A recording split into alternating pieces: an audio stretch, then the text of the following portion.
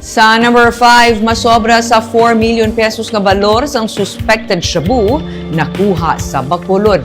Nakuhaan sa masobra tunga sa kilo nga suspected shabu ang isa ka tricycle driver kag ginakabig nga drug personality sa barangay Villamonte, Bacolod City sa ginpatigay nga buy bust mga las 2:44 sa kakahon sa tung Sabado, Agosto 15. Nagabalora 4,216,000 pesos ang na-recover nga ginasuspetuhan shabu sa nasambit nga operation sa Philippine Drug Enforcement Agency o ng Philippine National Police. Nadakpan sa otoridad si alias Jimmy, 41 anyos, usa ka driver kag residente sa barangay Bata sa Bacolod.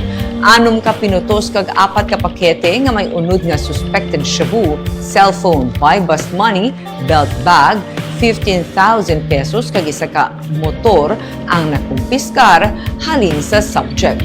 Sarang magapangatubang sang kaso nga pagsupak sang Comprehensive Dangerous Drugs Act of 2002 ang nasambit nga driver.